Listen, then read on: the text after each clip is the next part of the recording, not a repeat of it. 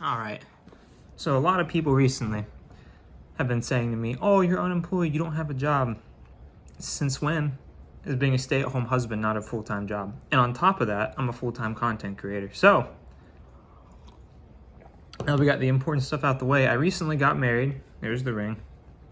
And today, I'm going to be going over the top 10 restaurants in the Huntington area.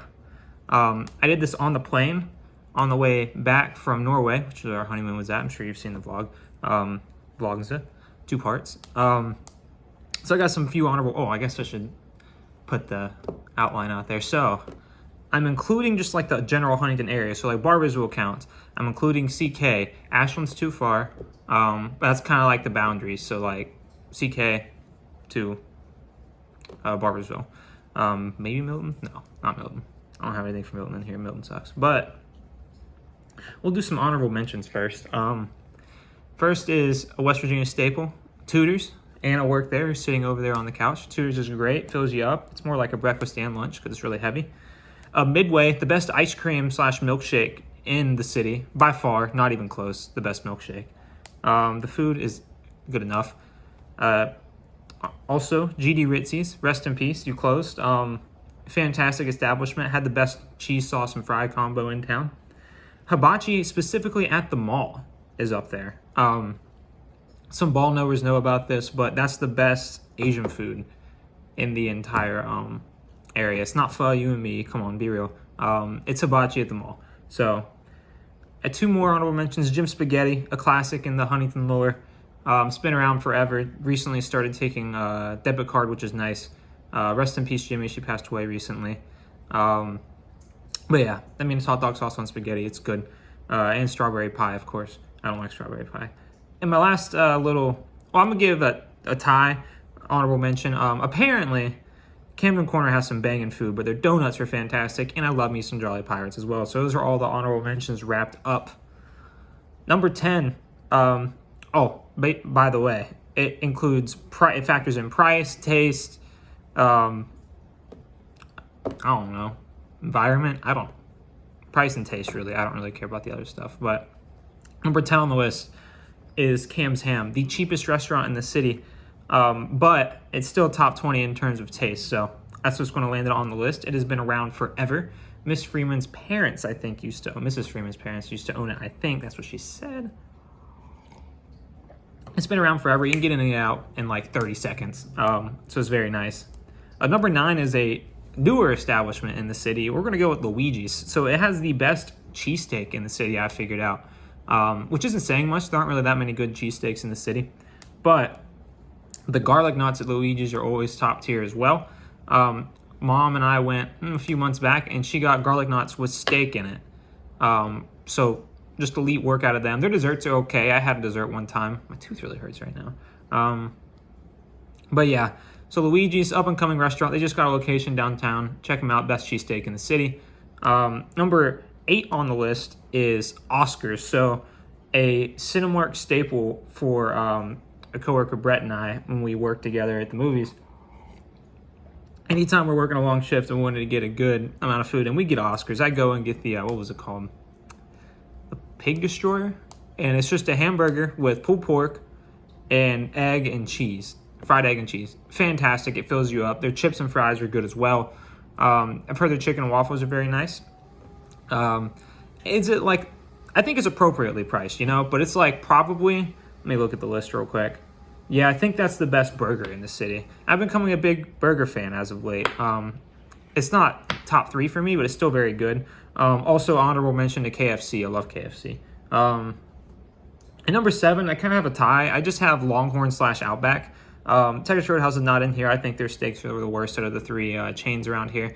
I think Longhorn consistently puts out the best steak, but I think Outback, when it's done right, which is like 50%, 25% chance it's done like perfect, is better than Longhorn. So I'm just going to make it a tie. I love both their desserts. Longhorn has a really good cheesecake. I've learned to like that as of recent too. And then Outback has my favorite dessert out of the chain steakhouses. It's like this like skillet cookie, but it's not chocolate chip cookie, which is like what everybody does. Some people don't like chocolate, and some people don't understand that. So that's going to be in the 7th spot for me. Number 6, we're going to Casa Grande. I count that in the Huntington area as well. just right across the bridge. I'm gonna go on I think it's the best. I think it's the best Mexican steak. I think it's the best Mexican birria we have around here. I haven't tried all of them, but and then it by far has the best desserts. Right, their chicken and ground beef. It's all right. We'll say that. But the theming over there is kind of cool too. Old Carlos. Every time you go in there, it's just a good time. And usually never mess anything up. And they're always super quick. It's probably the fastest Mexican food you'll get around here. And it also tastes some of the best. And the prices are reasonable. So, but yeah, they get their cakes from Fratelli's. So Fratelli's is another Italian restaurant here. And they kind of just they're like brother or sister restaurants, but one's Italian, one's Mexican food, but they share the same cakes, which are absolutely delicious. So number 5 on the list is going to be Nawab Indian cuisine. So it used to be a lot higher, right? So in Norway, we had this Indian place, and as soon as I had that Indian place, I moved Nawab down on my list because I realized that Nawab just is the only Indian place around here, and there's a lot better Indian food out there. So I'm going to knock it down a little bit for that, but I do love their butter chicken and garlic naan, just, the standard white person Indian meal. But it's reasonably priced. You can get butter chicken for $15, and then I think it's like 3 or 4 garlic naan for $4 or $5. So you're coming out after tip, $25 meal. Not bad at all. And it fills you up. It's delicious. The desserts are okay. But yeah, it used to be higher on my list, but then I had the Indian food in Norway, and that was fantastic. So number 5 is Nawab. Number 4 is going to be 21 at the Frederick. So I think this is probably the best. Oh, no, it is the best steak in town, but it also has the best lamb chops. In terms of bite, it's probably my second favorite bite, but the price point here is expensive. So that's why it's at 4 instead of a little higher up. I'm cheap, so I do not like spending money, and that's a place where you have to spend money. So I guess all the places you have to spend money around here, but that's a place where we're spending a lot of money, and I don't like to do that very often. So the environment in there is really nice. The theming's cool. Everything about it is awesome, except for the price point, which is a big factor for me. So moving on to number 3, we'll go Rocco's Little Italy.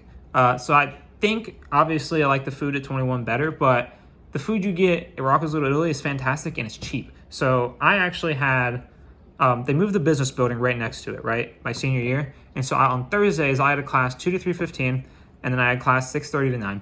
So every single Thursday to cut up, instead of going home, I would usually work on stuff in between classes. But at 3:15 hit every single day, Dr. Archambault releases to that time, and I would go directly over to Rocco's Little Italy, right? $8.99 for some manicotti or lasagna or rigatoni with a cup of water to drink. And the little Asian man in there eventually just knew I was coming every single Thursday at 3:15, so he just started getting the food ready for me in advance, which was very cool. He would give me an extra roll. I always tipped very well because I love that establishment. And the time I went, it usually wasn't that busy because I was going, before dinner, after lunch. So, big fan of Rocco's Little Italy in that family. Even when he changed the prices, because he was getting a lot more business, so he upped the prices a little bit. He still kept my prices the same, which was awesome of him to do. So, big fan of Rocco's Little Italy. It's number 3 on the list. Number 2 on the list is one of my favorites, obviously, is Bizzle's Barbecue. So it's the best barbecue in town. It's the only, real brisket in town, in my opinion, that I've gotten so far. Buddy's, it used to be all right. Not my favorite anymore. A little overpriced. But Bizzle's is more on the expensive side as well. But you can actually get burnt ends there. And as far as I'm aware, that's the only place in town you can get burnt ends. So it has the best brisket in town, best burnt ends in town. It has my favorite mac and cheese in the world. You can buy the brisket beef tallow, a huge thing of it for $20. As long as your sister doesn't spill all over the kitchen floor 2 days after getting it, you get to have it for a long time. So I think that's a great deal as well. But it's a locally owned business too. Dave Bradshaw runs it, who we went to school with all of his children growing up.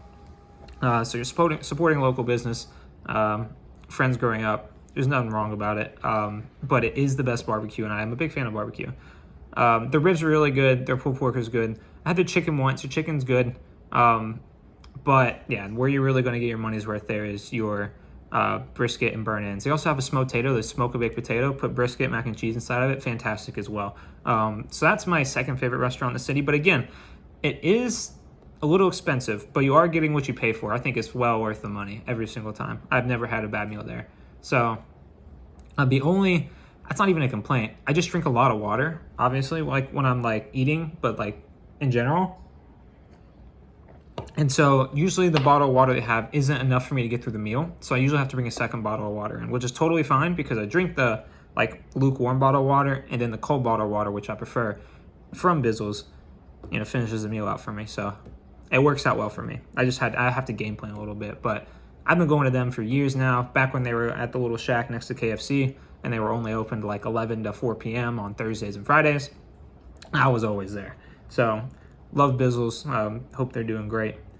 And the best restaurant in the city, in the state, maybe in the world, we're going to go with Rocco's Restaurante over in Cerrito, Canova. So I got a lot of things to say about this. We grew up going here with our family friends, and Mr. Butch used to buy Shirley Temples there too. I like Italian food. I don't hate on it at all, but after eating Rocco's, every other Italian food is just not the same for me. Like Fratelli's is delicious, but it ain't Rocco's, so it ain't on the list. And Rocco's Little Italy has like kind of the same recipes, so that's why it's on the list. But it is worth the money every single time. The portion sizes you get, it's like $24 for a full order of rigatoni with meat sauce, and it fills you up quick. A half order of spaghetti, that's what Reagan gets, that's what Mom gets, I think that's what Anna gets. They always get filled up every single time they eat it, and they sometimes don't even finish it. They have like a tomato basil soup sometimes. They have a potato soup sometimes. It's really good. They have different soups all the time. And then your meal comes with a salad as well. I never get the salad. But if they like you, occasionally if you don't get a soup or salad, they'll offer you, hey, you just want a little thing of spaghetti on the side instead? Of course I say yes. So anytime Reagan and I have an important event, such as a random Thursday night, the event's to get Rocco's. So whether it be an anniversary or just a random day, that's where we're going if we want to get food, really. Although it only opens at 5, Wednesday through Sunday. And I actually went there the other day and didn't realize it was closed. So that was unfortunate. But it has the best cake in the world as well. Strawberry cake there is my favorite bite of dessert in the entire world. They have a good lemon cake there. They don't have that very often. They have a good lemon blueberry cake. They have a mandarin orange cake. They have any cake you can think of, they probably have it, right? So yeah, that's why it's my favorite dish in the world. I will say they're up the prices a little bit. You used to be able to get fresh mozzarella for $2, now it's $6. So I don't pay for the fresh mozzarella anymore. Oh, Anna is straining noodles right now and just breathed in all the steam. So you'd think someone like her who's a professional with that would be better, but it's okay. Anna, what's your favorite restaurant?